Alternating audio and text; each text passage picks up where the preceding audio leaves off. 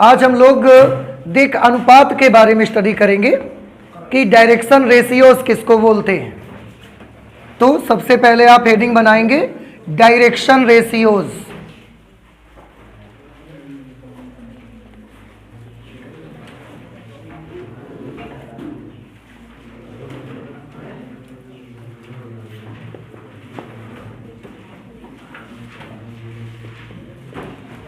Direction ratios, इसको हम shortcut में DRs भी कहते हैं। DRs, direction ratios. जैसे दिक् कोज्याओं को शॉर्ट में क्या बोलते थे? DCs, ऐसे ही दिक् अनुपात को शॉर्ट में क्या बोलेंगे? DRs बोला करेंगे। समझ आया आपको? अच्छा, तो सबसे पहले मैं आपको बताऊं कि दिक् अनुपात कहते किसको हैं। देखिए, सबसे पहले तो आप इसी से समझ लो बेटा कि इसके नाम के पीछे क्या लगा है? अनुपात। इसका मतलब ये एक अनुपात होता है। फिर तो समझ आया आपको? और अगर ये एक अनुपात है, इसका मतलब ये एक नंबर होता होगा। तो दिक् अनुपात संख्याओं को कहा जाता है। संख्याएं होती हैं दिक् अनुपात, बस उसमें क्या गुण होता है? तो दिक् अनुपात ऐसी संख्याओं को कहा जाता है जो दिक् कोज्याओं के समानुपाती हों। कुछ मेरी बात आप समझ रहे हैं? क्या मैंने बोला बताइए? दिक् अनुपात ऐसी संख्याओं को कहा जाता है जो दिक् कोज्याओं के समानुपाती हों। हम इस परिभाषा को नोट कर लेते हैं जरा।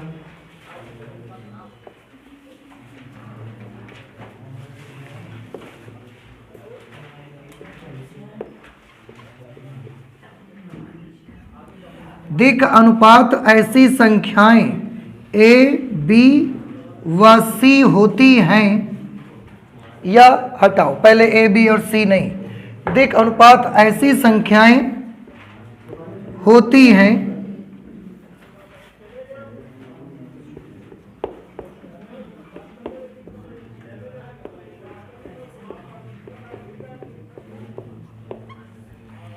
दिक् अनुपात ऐसी संख्याओं को कहा जाता है जो दिक् कोज्याओं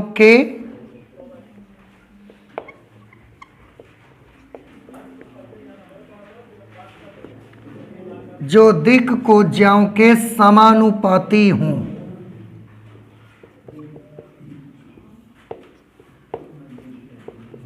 ये तो आप याद रखें, दिक् अनुपात ऐसी संख्याओं को कहा जाता है।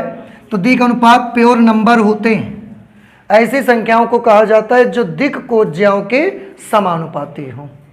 अधिकतर इनको हम A, B और C से प्रदर्शित करते हैं।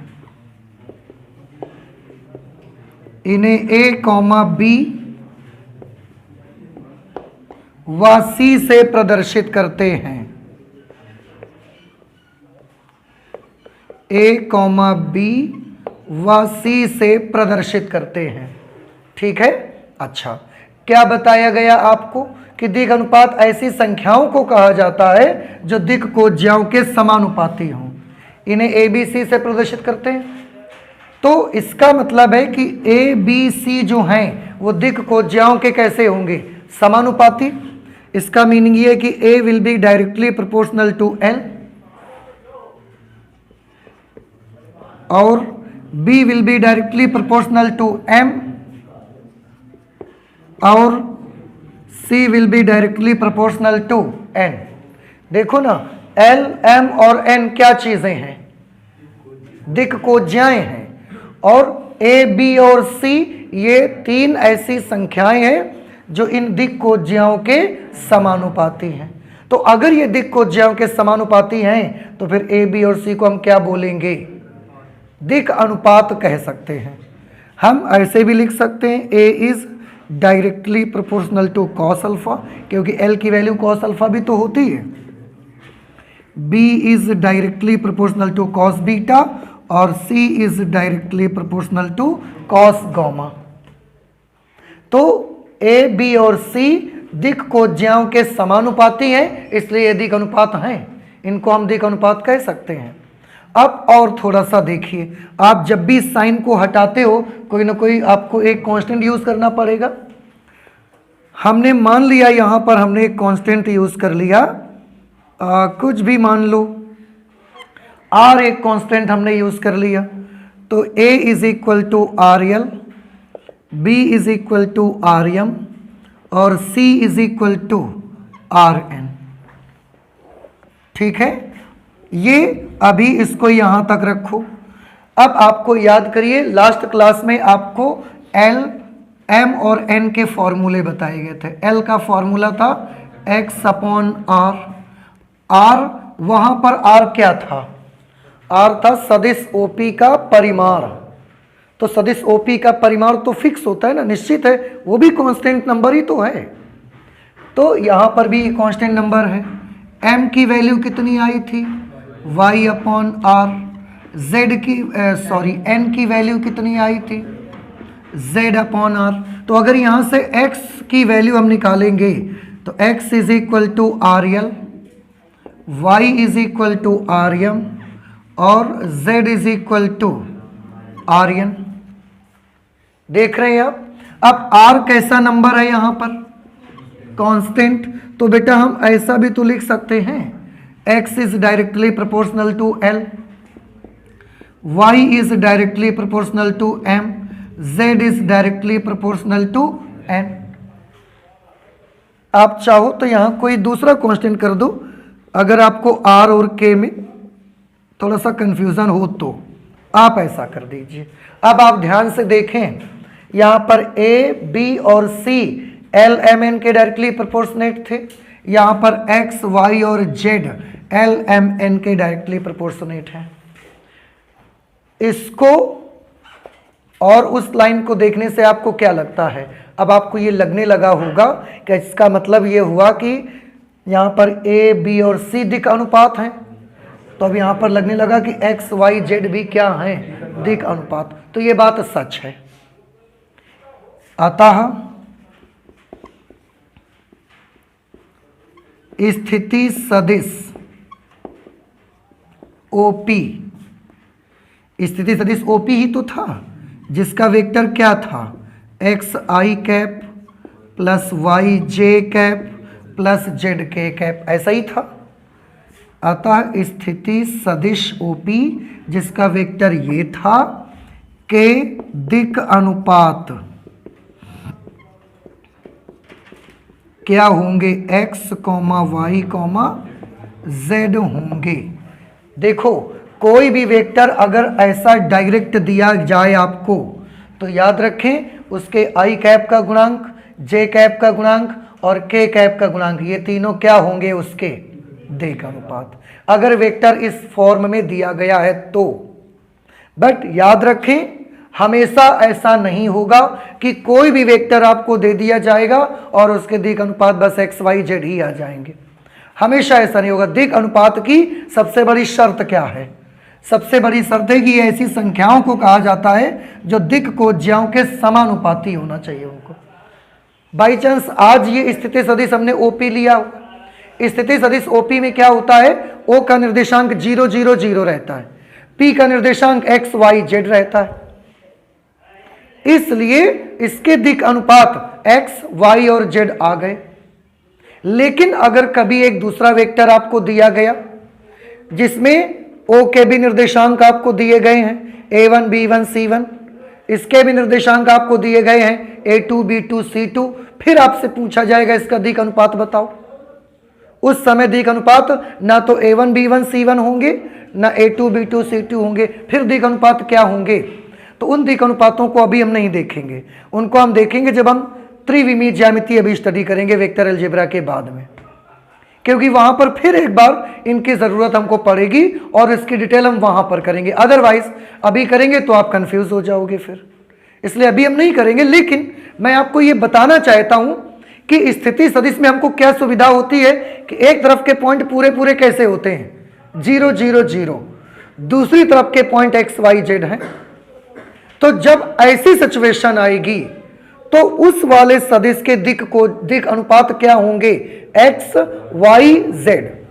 लेकिन अगर आपके पास कोई ऐसा वेक्टर है जिसके इसके निर्देशांक भी हैं, इसके निर्देशांक भी हैं, जीरो नहीं है कोई भी, उस वक्त दिक् अनुपात की वैल्यू थोड़ी सी बदल जाएगी। उस वक्त क्या होगी 3D में स्टडी करेंगे हम उसको। तो आपको याद रखना है दिक् अनुपात की ये डेफिनेशन। और अगर कोई स्थिति सदिश दिया गया है किसी का, तो क्योंकि हम जानते हैं कि स्थिति सदिश का एक एंड 0 0 0 पर होगा ही, इसलिए उसमें जो ये लिखे होंगे इनको हम उसके दिक् अनुपात बोल सकते हैं। और वैसे दिक् अनुपात को रिप्रेजेंट किससे करते हैं हम? A, B, C से अधिकतर प्रदर्शित किया करते हैं। ठीक है। अच्छा, एक चीज और मैं थोड़ा सा आपको बताना चाहता हूं। यदि किसी वेक्टर के दिक् अनुपात कोई हमारे पास सदिश है,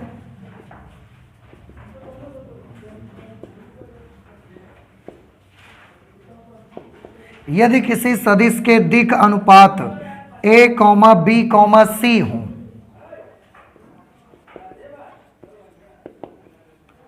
तथा दिक् कोज्याएं L, M, N हो। देखो बेटा, हम ये आपको क्या बताना चाहते हैं, थोड़ा गौर से सुनिए मेरी बात। अगर कोई वेक्टर है जिसके ये दिक् अनुपात हैं A, B, C, ये दिक् अनुपात है, और उसकी दिक् कोज्याएं क्या हैं? L, M, N। आप बेटा याद करो, जब ये फॉर्मूला आपने पढ़ा था तो इसमें L की वैल्यू क्या बनाई थी आपने? x upon under root x square plus Y square plus Z square. याद आया आपको? m का फॉर्मूला क्या बनाया था? y upon under root x square plus Y square plus Z square. n का फॉर्मूला बनाया था z upon under root x square plus Y square plus Z square. यही तो फॉर्मूला बना था। और अभी हम क्या बता रहे हैं कि एक्स वाई जेड क्या है? दिक् अनुपात। देख रहे हैं? तो अगर एक्स वाई जेड दिक् अनुपात हैं तो दिक् कोज्याओं के ये फॉर्मूले आ रहे हैं। देखो, एक्स वाई जेड क्या चीजें हैं? दिक् अनुपात। तो दिक् कोज्या का फॉर्मूला क्या आया? जब एक्स वाई जेड दिक् अनुपात हैं तो दिक् कोज्या का फॉर्मूला आया L is equal to a x upon under root x square plus Y square plus Z square. m का formula y upon under root x square plus Y square plus Z square. n का formula z upon under root x square plus Y square plus Z square. तो क्या अब आप मुझे बता सकते हैं अगर दिक् अनुपात A B C हो तब LMN के फॉर्मूले क्या बनेंगे? वेरी गुड, क्योंकि जब एक्स वाई जेड दिक् अनुपात है तो LMN के ये फॉर्मूले, इसलिए अगर ए बी सी दिक् अनुपात है तो LMN के फॉर्मूले A upon under root. Very good. तो दिक् अनुपात अगर कभी दे दिए जाएं तो उनसे दिक् कोज्याएं बना सकते हैं। अब आप m का फॉर्मूला क्या बनेगा? b upon under root A square plus B square plus C square. n की वैल्यू क्या होगी? c upon under root A square plus B square plus C square. तो अगर आपको दिक् अनुपात पता है तो आप दिक् कोज्या के फॉर्मूलों को भी बना सकते हैं। अदरवाइज दिक् अनुपात की एक ही डेफिनेशन कि दिक् अनुपात एक ऐसी संख्याओं को बोला जाता है जो संख्या दिक् कोज्याओं के डायरेक्टली प्रोपोर्शनेट हो, समानुपाती हो, उनको हम कहेंगे। ठीक है। पर अगर दिक् अनुपात दे दिए जाएं तो हम दिक् कोज्याओं के फॉर्मूले बना सकते हैं। ठीक है। आप एक काम करें, इसे नोट कर लीजिए। Types of vectors.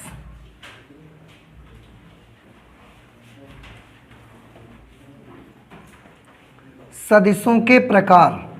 सदिशों के प्रकार में जैसे सबसे पहले आपका जो सदिश आ रहा है वो है शून्य सदिश।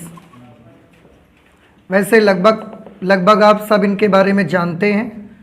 शून्य सदिश जिसे बोलते हैं जीरो वेक्टर।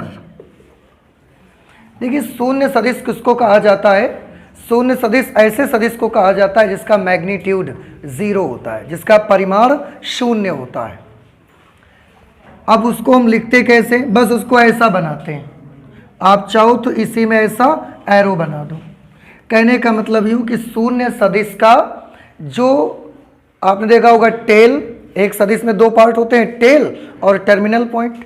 तो शून्य सदिश की टेल और टर्मिनल पॉइंट दोनों एक ही जगह पर होते हैं, क्योंकि उसका परिमाण कैसा होता है, शून्य। और परिमाण किससे व्यक्त होता है, लंबाई से। तो अगर परिमाण शून्य, इसका मतलब उसकी लंबाई कैसी होगी, शून्य। तो एक जो जीरो वेक्टर होता है उसको हम एक पॉइंट से रिप्रेजेंट करते हैं, और अगर ये पॉइंट ए है तो हम इसको ऐसा लिख सकते हैं, ए बस। और उसके ऊपर क्या लगा देंगे, वेक्टर, क्योंकि इसका जहां जो उसका प्रारंभिक बिंदु है वहीं तो उसका अंतिम बिंदु भी पड़ रहा है ना। तो इसलिए अगर प्रारंभिक बिंदु ए अंतिम बिंदु बी पर पड़ता था तो हम वेक्टर ए बी लिखते थे, लेकिन प्रारंभिक बिंदु ए पर अंतिम बिंदु भी ए पर, तो वेक्टर ए हमको लिखना पड़ेगा। तो शून्य सदिश हम किसको बोलते हैं, जिसका परिमाण कैसा होता है, शून्य। परिमाण शून्य होता है। दिशा क्या होती है, तो जब बेटा उसमें लेंथ होती ही नहीं है, एक पॉइंट होता है, तो जब पॉइंट है तो हम एरो चाहे इधर लगा दें, पॉइंट है एरो इधर लगा दें, किधर भी लगा दें, तो दिशा निर्धारित नहीं कर सकते। उसकी डायरेक्शन को हम डिसाइड नहीं कर सकते कि उसकी डायरेक्शन किधर की तरफ रखी जाएगी।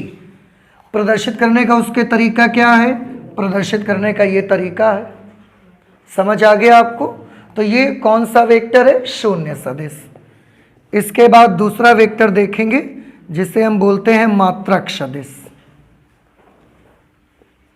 कौन से सदिश के बारे में स्टडी करेंगे, मात्रक सदिश। इसको अंग्रेजी में बोलते हैं यूनिट वेक्टर। मात्रक सदिश क्या होता है, मात्रक सदिश ऐसे सदिश को हम बोलते हैं जिसका परिमाण एक मात्रक होता है। मात्रक सदिश ऐसे सदिश को बोला जाएगा जिसका परिमाण एक मात्रक होता है। याद रखिए ये चीज। कैसे, जैसे एक विस्थापन है यहां से यहां तक, 10 किलोमीटर विस्थापन। तो विस्थापन एक कैसी राशि है, सदिश। 10 किलोमीटर विस्थापन को ये वाला वेक्टर प्रदर्शित करता है। ठीक है, हमने क्या किया, इसके 10 टुकड़े कर दिए। कितने किलोमीटर को व्यक्त करता था, 10 किलोमीटर, तो हमने 10 टुकड़े कर दिए। 1 2 3 4 5 6 8 9 10 ऐसे ये 10 टुकड़े हमने इसके कर दिए। अब इसका हर एक टुकड़ा कितनी कितनी लंबाई का है, 1 किलोमीटर। तो क्या ये टुकड़ा 1 का है या 1 किलोमीटर का है, 1 किलोमीटर का। तो 1 के साथ मात्रक लगा है कि नहीं लगा।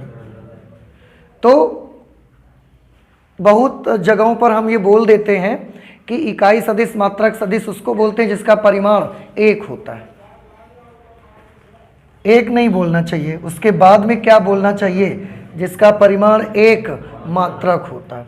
इसका मात्रक क्या था, किलोमीटर, तो 1 मात्रक हमने लिखा। ये है इतना सदिश। अगर आप देखोगे केवल ये वाला, तो ये भी इकाई सदिश है, ये भी इकाई, ये भी इकाई, ये भी, सारे जितने टुकड़े यहाँ पर आप देख रहे हैं सब में अगर हम एक एरो बना देंगे तो वो सब क्या बन जाएंगे, मात्रक सदिश। अब बताएं आपको ये बात समझ आई कि नहीं आई।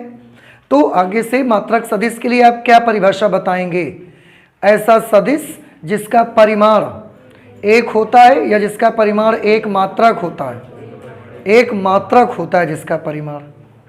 समझ आई आपको। उस सदिश को हम बोलते हैं इकाई सदिश।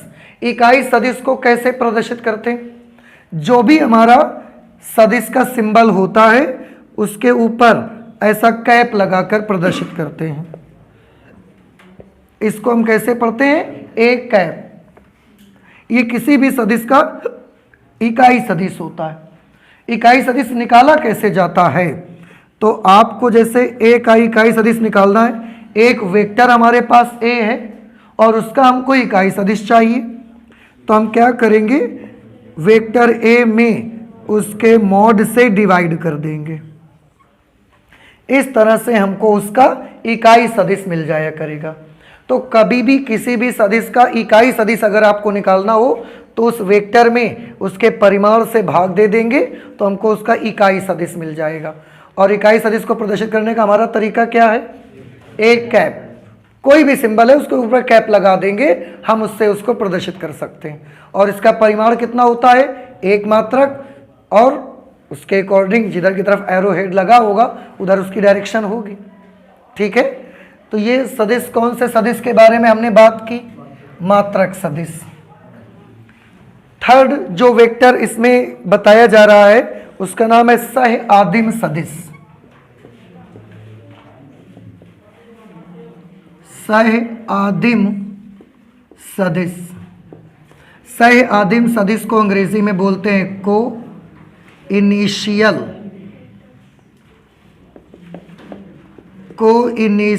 वेक्टर्स। सह आदिम सदिश ये क्या होते हैं, सह आदिम सदिश, सह मतलब साथ साथ, एक जगह पर। सह का मतलब क्या होता है, साथ साथ या एक जगह पर। को मतलब एक जगह पर। अब आदिम मतलब प्रारंभिक। आदि का मतलब क्या होता है, प्रारंभिक। हिंदी में भी आप आदि का विलोम शब्द पढ़ते थे अंत, इसका मतलब आदि किसको बोलते हैं, प्रारंभ को। और यहां पर इनिशियल वर्ड भी आ रहा है, इनिशियल किसके लिए आता है, प्रारंभ के लिए। तो दो या दो से अधिक ऐसे सदिश, इसमें एक वेक्टर नहीं हो सकता। सह आदिम सदिश एक वेक्टर नहीं हो सकता, कम से कम कितने चाहिए, दो, ज्यादा से ज्यादा बहुत सारे हो जाए। तो सह आदिम सदिश दो या दो से अधिक ऐसे सदिश जिनका प्रारंभिक बिंदु एक ही स्थान पर हो। समझ आ रहा है आपको।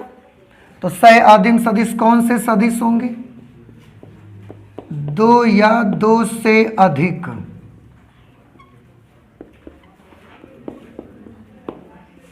दो या दो से अधिक ऐसे सदिश जिनका प्रारंभिक बिंदु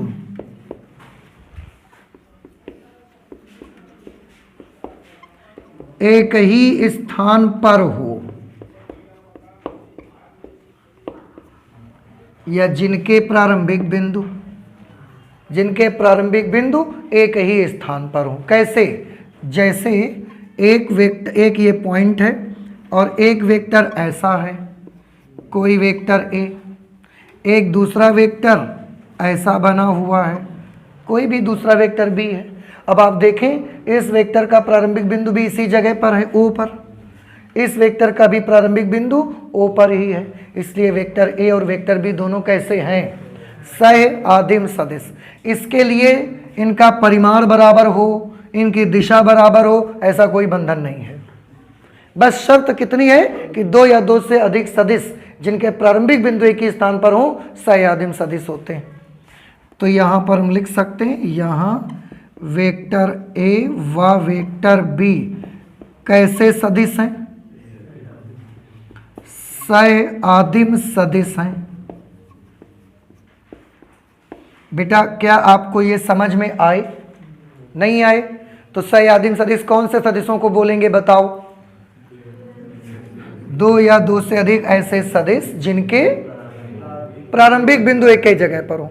बाकी कोई इधर जाए, कोई इधर जाए, कोई इधर, हमें उससे मतलब नहीं है, पर उनका इनिशियल पॉइंट एक साथ एक जगह पर रहना चाहिए। इसके बाद जो हम तीसरा सदिश फोर्थ जो वेक्टर देख रहे हैं, that is linear vector, collinear vector, संरेख सदिश। संरेख सदिश, कोलीनियर वेक्टर।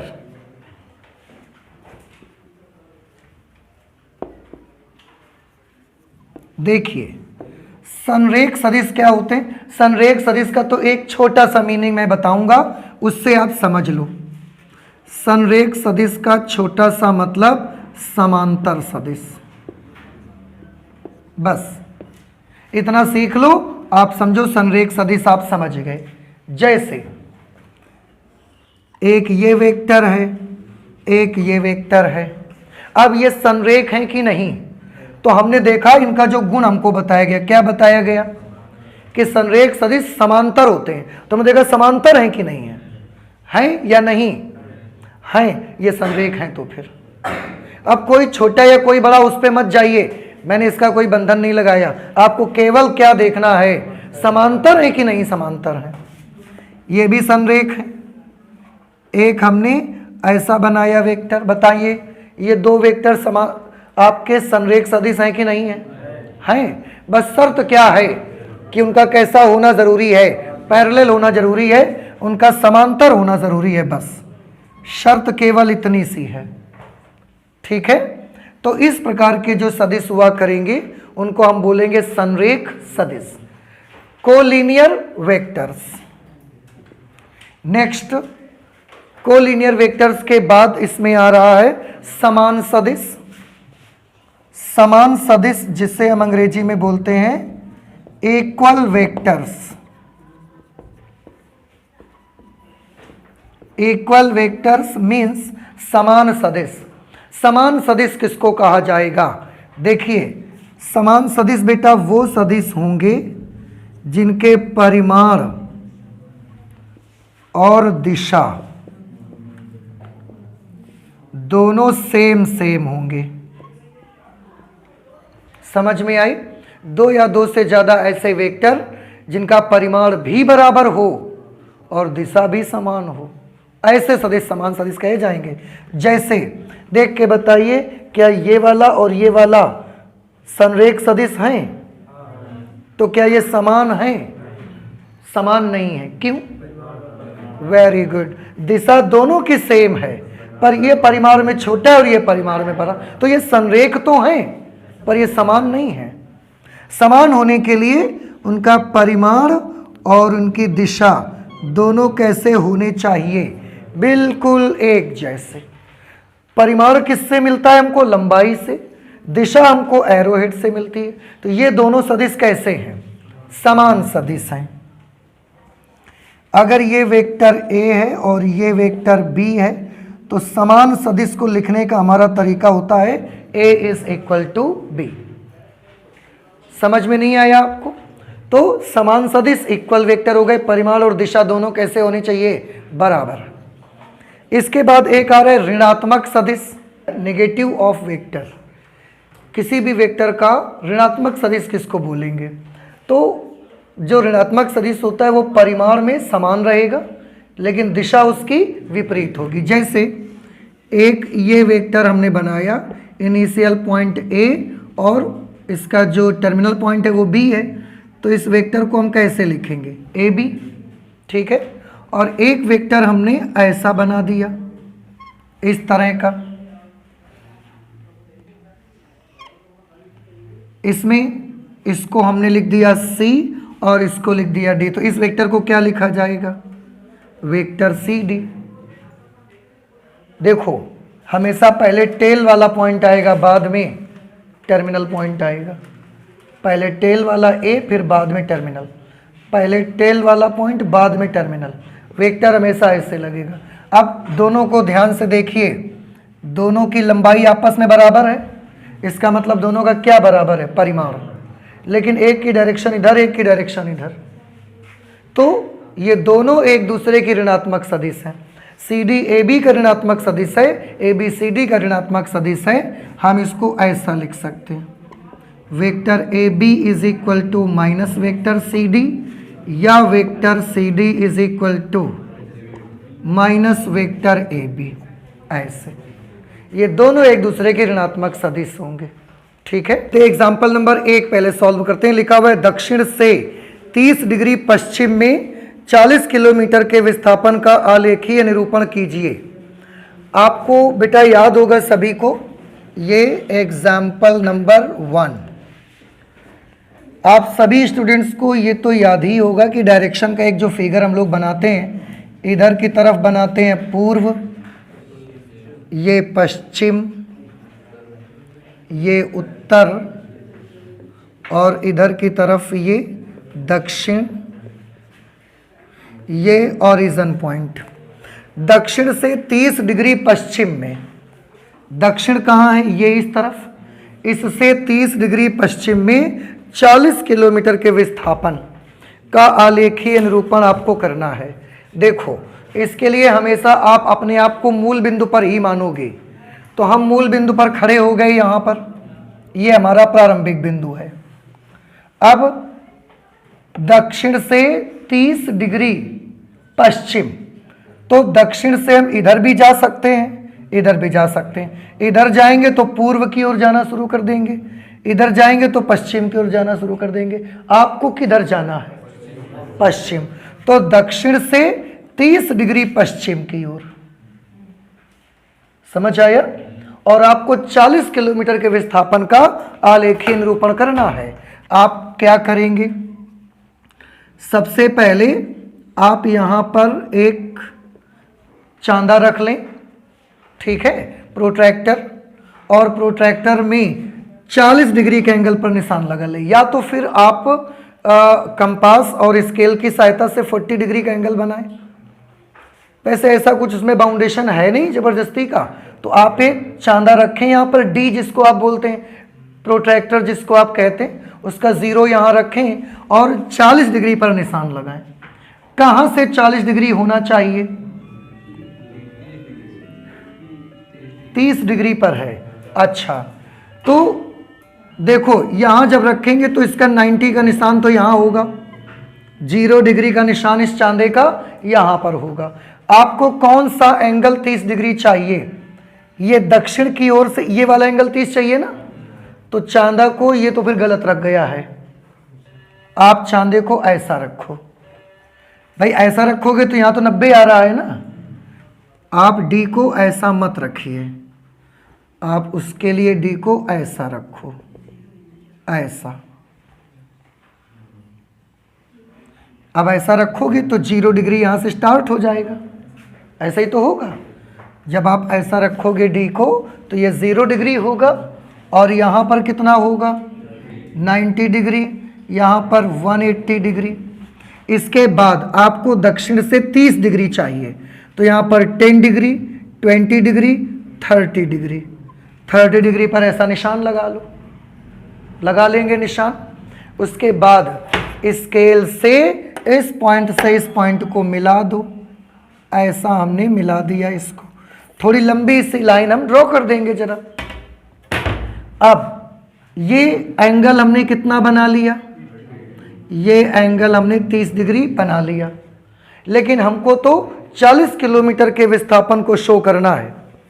तो हम एक काम करेंगे, देखो आप अपनी कॉपी पे, पेज पे 40 किलोमीटर की तो लाइन नहीं खींच सकते, 40 किलोमीटर बहुत लंबी लाइन होगी, ये तो यहाँ से आप बहुत दूर निकल जाओगे 40 किलोमीटर। तो ऐसी सिचुएशन पे हम इस पैमाना मान लेते हैं। कैसे, यहाँ पर लिख लेते हैं माना पैमाना 10 किलोमीटर बराबर 1 सेंटीमीटर। मान लिया हमने कि 10 किलोमीटर किसको रिप्रेजेंट करता है, 1 सेंटीमीटर को रिप्रेजेंट करता है। अगर 10 किलोमीटर 1 सेंटीमीटर को रिप्रेजेंट करता है तो बताएं टोटल कितने किलोमीटर का विस्थापन है। 40 किलोमीटर किसको रिप्रेजेंट करेगा, 4 सेंटीमीटर। अब तो 40 किलोमीटर की नहीं, लेकिन 4 सेंटीमीटर की लाइन तो खींच सकते। अब 4 सेंटीमीटर आप अपने कंपास में 4 सेंटीमीटर डिस्टेंस फिल करेंगे। प्रकार जिसको आप कहते हैं कंपास, उसमें 4 सेंटीमीटर डिस्टेंस को 40 किलोमीटर खींचना है ना, तो 4 सेंटीमीटर के तुल्य है ये। तो 4 सेंटीमीटर का आप कंपास में डिस्टेंस भर लेंगे। इसके बाद उसकी नोक को यहाँ रखेंगे। कंपास की नोक कहाँ रखेंगे आप, यहाँ। कंपास की नोक को यहाँ रखेंगे और 4 सेंटीमीटर पर ऐसा एक आर्क बना देंगे, ऐसा। जहाँ पर वो चाप बनेगी वहीं पर आप अपना ये एरो लगा देंगे। तो ये कितना लंबा हो गया, 4 सेंटीमीटर, अर्थात 40 किलोमीटर को व्यक्त करेगा। इसको हम ए मान लेते हैं। और ये दक्षिण से 30 डिग्री किधर की तरफ है, पश्चिम की तरफ भी है। बस हो गया। तो अभीष्ट सदिश कौन सा आया? अभीष्ट सदिश कौन सा है? वेक्टर ओए। हो गया, बस इतना सा केवल आपको करना है। आलेखी निरूपण करना था, ग्राफिकल बना दिया हमने। बनाना समझ आया आपको? क्या करेंगे सबसे पहले? पहले ये लंबवत ऐसे लाइनें बनाएंगे, पूर्व पश्चिम उत्तर दक्षिण लिखेंगे, फिर ऐसा चांदा रखने के बाद 30 डिग्री के एंगल पर निशान लगा के लंबी लाइन, फिर ये पैमाने के मुताबिक 4 सेंटीमीटर की लाइन आएगी, ऐसा बनाएंगे और यहाँ एरो हेड लगा देंगे। ओए वेक्टर जो आपका होगा ये अभीष्ट सदिश हो जाएगा। एग्जाम्पल नंबर 2 देख लीजिए। एग्जाम्पल नंबर 2 पे है, निम्नलिखित मापों को अदिश एवं सदिश के रूप में श्रेणीबद्ध करिए। देख रहे हैं सभी लोग बुक्स में? चलिए मैं इसको लिखूंगा नहीं, हम ऐसे ही बताए दे रहे हैं। सबसे पहले क्या लिखा है? 5 सेकंड। फर्स्ट पार्ट पे क्या लिखा है? 5 सेकंड। क्या आप बता सकते हैं ये सदिश है कि अदिश?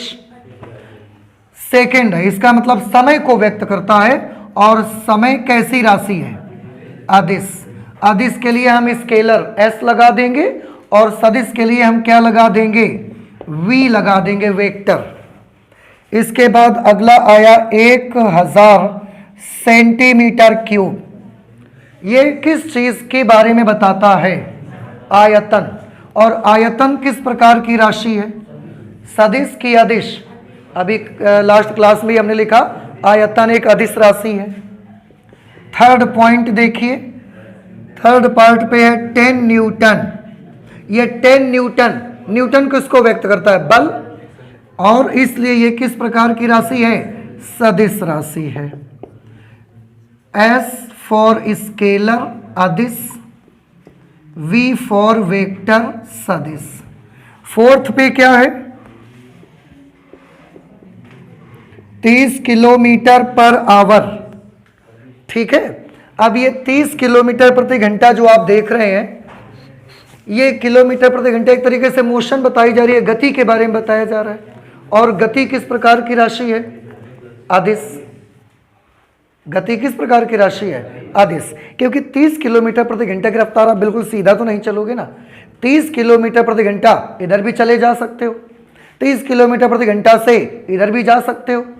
तो 30 किलोमीटर प्रति घंटा से जाने के लिए क्या दिशा निश्चित है क्या? कि आप 30 किलोमीटर प्रति घंटा से और किसी दिशा में नहीं जा सकते, केवल इधर जा सकते हो। तो 30 किलोमीटर प्रति घंटा के साथ कोई डायरेक्शन निश्चित नहीं है, इसलिए यह राशि कैसी है? अदिश। फिफ्थ देखो क्या है? 10 ग्राम पर सेंटीमीटर क्यूब। ये लिखा है 10 ग्राम पर सेंटीमीटर क्यूब। ग्राम प्रति सेंटीमीटर क्यूब किसका मात्रक है?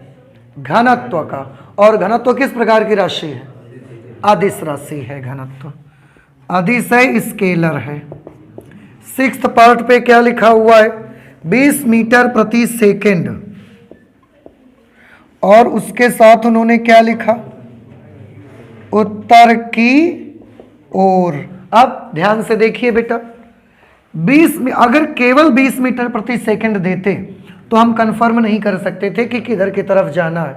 जैसे 30 किलोमीटर प्रति घंटा दिया था, हमें उसकी डायरेक्शन को तो पता नहीं चला ना। ऐसे ही 20 मीटर पर सेकंड अगर केवल देते, ये ना दिए होते, तो क्या केवल इतना देखकर दिशा का अंदाजा लग जाता? लेकिन अब इसके साथ मुझे इस दिशा का भी अंदाजा लग रहा है।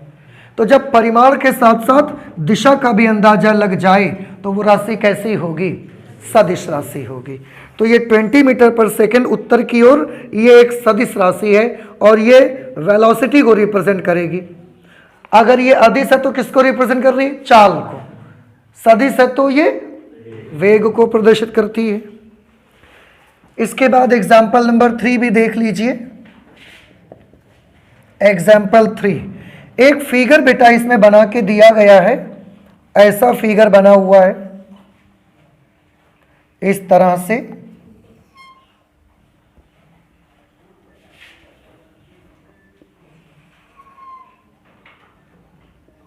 ये इधर की तरफ एरो यहां बने हुए हैं, एक यहां पर पॉइंट लगा है, 2 पॉइंट यहां पर लगे हुए हैं। इधर की तरफ वेक्टर डी लिखा हुआ है, ये वेक्टर सी है, ये वेक्टर ए है और ये है वेक्टर बी, इसमें एरो इधर की तरफ लगा है। इस तरह का एक फिगर बना के हमको दिया गया है और उन्होंने बोला आकृति 10.5 में कौन से सदिश नंबर 1 संरेख हैं। क्या आप बता सकते हैं कौन से सदिश संरेख हैं? संरेख है। दूसरा आपको क्या दिया गया है? समान है। और थर्ड आपको दिया जा रहा है सह आदिम है। चलिए तीनों के बारे में हमको चेक करना है। संरेख का क्या मतलब हमने बताया? समांतर। तो समांतर में कौन कौन है बताओ? ए और सी और डी भी तो समांतर ही है इसके भाई। ए सी डी सभी तो पैरेलल हैं। तो ये सभी सदिश कैसे हैं? सदिश ए, सदिश सी व सदिश डी। ये भी तो चित्र में देखो समांतर नहीं दिखाई दे रहा है ये? हाँ समांतर तो है। तो ए सी और डी हाँ, केवल ये बी ऐसा लंबवत है, ये समांतर नहीं है।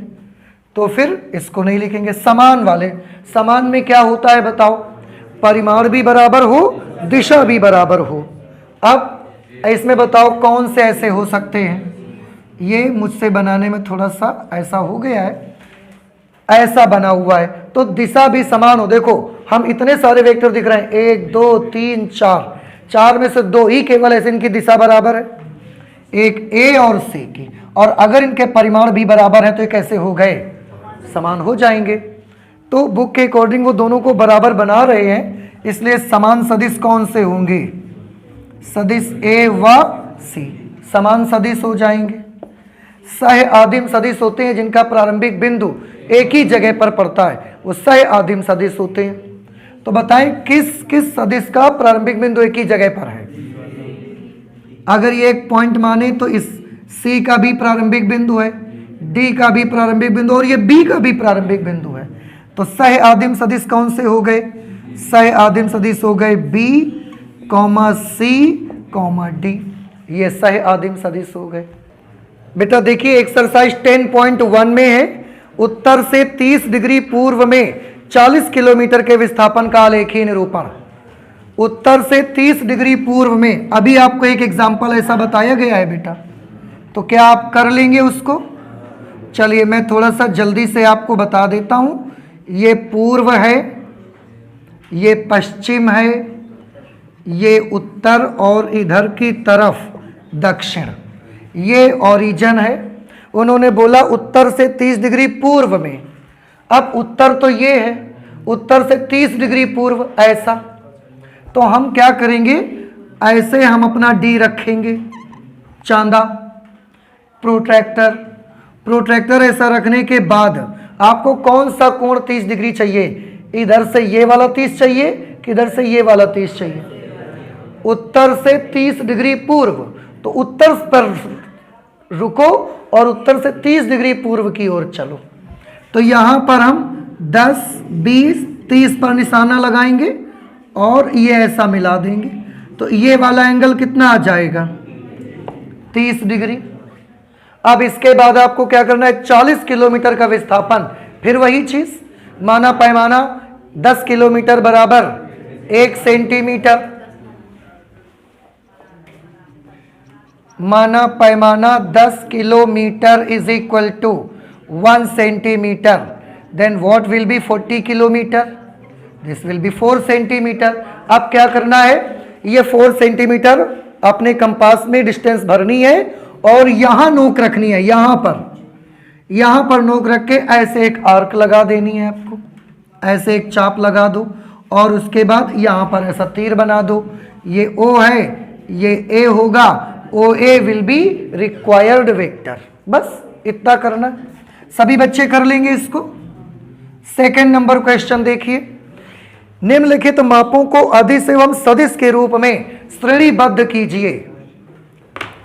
अदिश और सदिश के रूप में श्रेणीबद्ध करना है। चलिए फिर से हम इसको देखते हैं। 2 नंबर पे पहला पॉइंट क्या लिखा है? 10 किलोग्राम किलोग्राम किसको व्यक्त करता है? द्रव्यमान को। और द्रव्यमान कैसी राशि है? अदिश। इसके बाद सेकंड पे है 2 मीटर उत्तर पश्चिम। 2 मीटर उत्तर पश्चिम।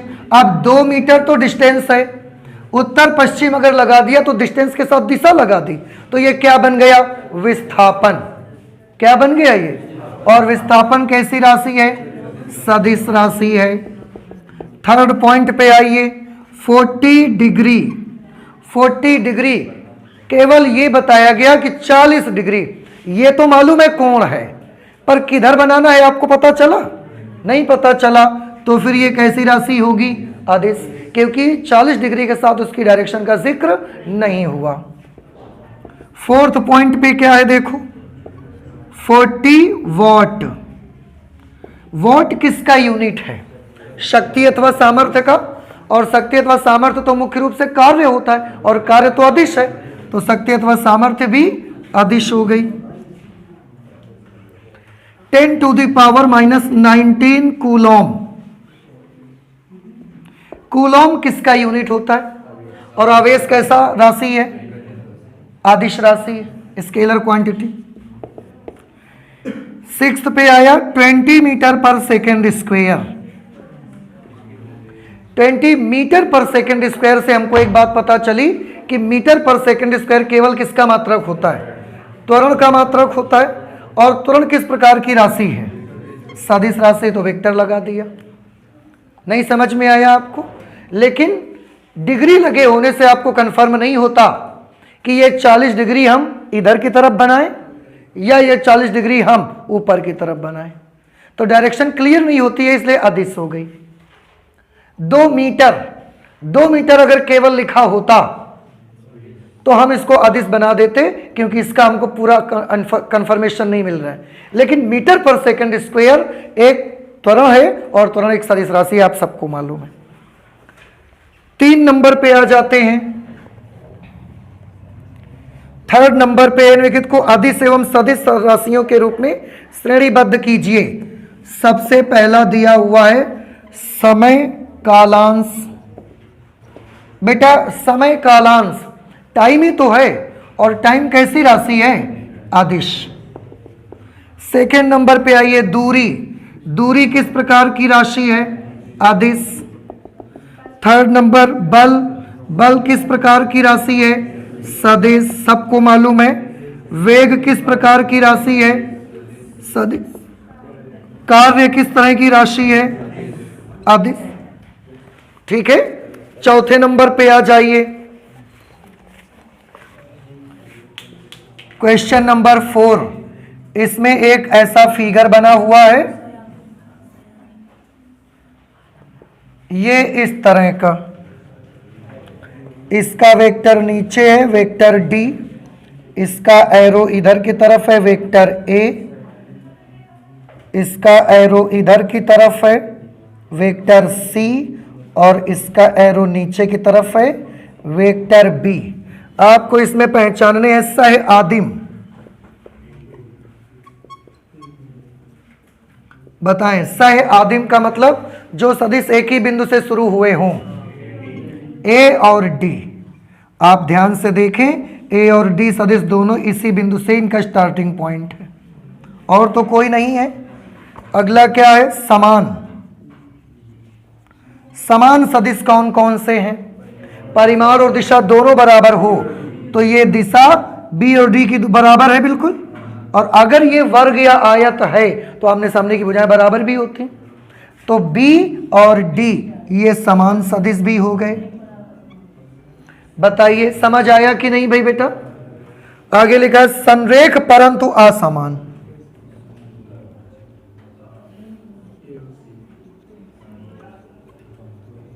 संरेख परंतु असमान।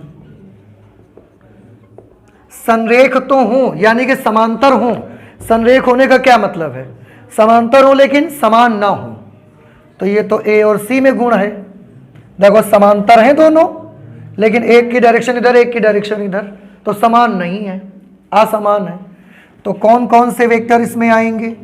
वेक्टर ए व वेक्टर सी इसमें आ जाएंगे। समझ नहीं आया आप सभी को? अच्छा, इसमें एक और 5 नंबर भी एक क्वेश्चन लिखा हुआ है, उसको भी हम लोग देख लेते हैं। निम्नलिखित का उत्तर सत्य अथवा असत्य के रूप में दीजिए। मतलब आपको ट्रू और फॉल्स में इसका आंसर देना है। पहला है वेक्टर ए तथा माइनस वेक्टर ए संरेख होते हैं। फर्स्ट पार्ट, वेक्टर ए और minus vector A. Vector A अगर हमने ऐसा बनाया है तो आप माइनस वेक्टर ए कैसा बनाओगे? ऐसा ही तो बनाओगे, परिमाण में बराबर, दिशा में विपरीत। तो ये वेक्टर ए और ये वेक्टर माइनस ए। अब ये मुझे बताओ, ये दोनों संरेख हैं कि नहीं है? ये दोनों संरेख हैं, तो पहला पार्ट कैसा हो गया? सत्य हो गया। फिर तो नहीं समझ में आई बात? आपको आ रहा है समझ में सभी को? ठीक है। सेकंड, दो संरेख सदिशों का परिमाण सदैव समान होता है। देखो, संरेख का मतलब समांतर। एक सदिश ऐसा, एक सदिश ऐसा। बताइए ये संरेख हैं कि नहीं है? संरेख हैं। क्या इनके परिमाण बराबर हैं? तो ये तो कह रहे हैं कि दो संरेख सदिशों का परिमाण सदैव बराबर होता है। ये कैसा हो गया? असत्य। सदिश ऐसे भी संरेख हो सकते हैं और परिमाण बराबर नहीं भी हो सकता है। तो ये कहना सत्य नहीं है, ऐसा कहना क्या हो गया? असत्य है, क्योंकि संरेख सदिशों के परिमाण भी अलग अलग हो सकते हैं। थर्ड में क्या बोला जा रहा है? समान परिमाण वाले दो सदिश संरेख होते हैं अगर परिमाण समान है। जैसे एक ये वेक्टर हमने बनाया और एक वेक्टर हमने ऐसा बना दिया, दोनों की लंबाई हमने बराबर बनाई। ये भी हमने 10 सेंटीमीटर का बनाया, ये भी हमने 10 सेंटीमीटर का बनाया, तो दोनों के क्या बराबर हैं? परिमाण बराबर हैं। तो क्या दोनों समान हैं? नहीं, क्योंकि इस समान के लिए परिमाण के साथ क्या बराबर होना चाहिए? तो ये तो बोल रहे हैं समान परिमाण वाले दो सदिश। ये समान परिमाण के दो सदिश हैं कि नहीं? क्या ये समान है? नहीं है। तो इनका कहना ये वाला भी कैसा हो गया? गलत। कि समान परिमाण वाले दो सदिश संरेख होते हैं, ऐसा गलत है, असत्य है। समान परिमाण वाले दो सदिश संरेख नहीं भी हो सकते हैं। आप देख तो रहे हैं कि परिमाण दोनों के बराबर हैं, लेकिन क्या ये संरेख है? नहीं है। फोर्थ पॉइंट में लिखा है समान परिमाण वाले दो संरेख सदिश। समान परिमाण वाले दो संरेख सदिश। संरेख मतलब समांतर। समान परिमाण के दो संरेख सदिश, एक ये है वेक्टर ए, एक ये है वेक्टर बी। बेटा लिखा है समान परिमाण, दोनों का परिमाण कैसा है? समान। दो संरेख सदिश संरेख है कि नहीं है? है। तो इनमें दोनों गुण है, समान परिमाण भी है, संरेख भी है। इन्होंने बोला समान होते हैं, गलत, क्योंकि दिशा दोनों की विपरीत हो गई कि नहीं? तो ये कहना भी इनका कैसा हो गया? असत्य हो गया। आप सोचेंगे कि हर बार फिगर उल्टा ही बनाते थे, जो कहते थे वैसा नहीं बनाते थे। तो क्योंकि ये बात सत्य है कि असत्य, उसको आप अपवाद से ही तो समझ पाओगे, इसलिए हम वैसा ही बनाते थे उसको, कि समान परिमाण के संरेख सदिश हैं। अब अगर समान परिमाण के संरेख सदिश हैं, उसके बाद भी वो समान नहीं हो सकते, देखो ऐसे। और इस तरीके से आपकी एक्सरसाइज 10.1 कंप्लीट हो गई। कल हम एक्सरसाइज 10.2 का इंट्रोडक्शन पढ़ेंगे। ठीक है, तो आज इतना ही रखते हैं, चलते हैं, मिलते हैं नेक्स्ट क्लास पे। Thank you.